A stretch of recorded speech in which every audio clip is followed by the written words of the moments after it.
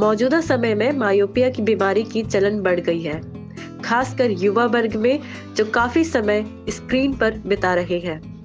England के शोधकर्ताओं ने इस बीमारी को लेकर अलर्ट किया है और कहा है कि अगर आप एक लंबा समय स्मार्टफोन या कंप्यूटर की स्क्रीन के सामने बिताते हैं तो दूर की नजर कमजोर हो सकती है, जो कि अक्सर बुजुर्गों में देखी जाती है। शोधकर्ताओं ने यहाँ तक दावा किया है कि 3 महीने से लेकर 33 साल तक के लोगों में मायोपिया होने का खतरा 80% तक रहता है। कंप्यूटर छोड़ दे तो सिर्फ स्मार्टफोन से ही 30% तक मायोपिया होने का रिस्क रहता है, और अगर कंप्यूटर का इस्तेमाल भी करते हैं तो यह खतरा बढ़कर 80% तक पहुंच जाता है। शोधकर्ताओं की माने तो साल 2050 तक इस बीमारी का बुरा असर होगा। करीब आधी आबादी इस बीमारी से ग्रस्त होगी।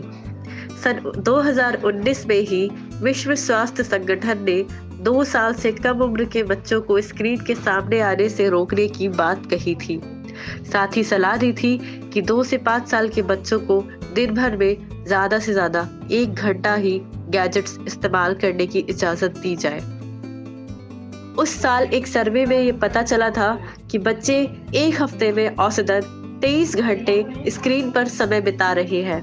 यह आंकड़ा सेंसस वाइड सर्वे में सामने आया था, जो कि 2000 परिवारों पर किया गया था। कोरोना काल से लेकर अब तक यह आंकड़ा बढ़ ही गया होगा। लोग वर्क फ्रॉम होम करने लगे हैं और स्क्रीन पर ज्यादा समय बिताने लगे हैं। वहीं बच्चों को भी पढ़ाई जारी रखने के लिए गैजेट्स का इस्तेमाल करना पड़ता है। अभी भी कई जगहों पर स्कूल बंद है और ऑनलाइन क्लासेस ही चल रही है। ऐसे में स्थिति और बिगड़ रही है। इस तरह के गैजेट्स के कारण भविष्य में आंखों और उसकी रोशनी पर काफी हद तक बुरा असर पड़ सकता है।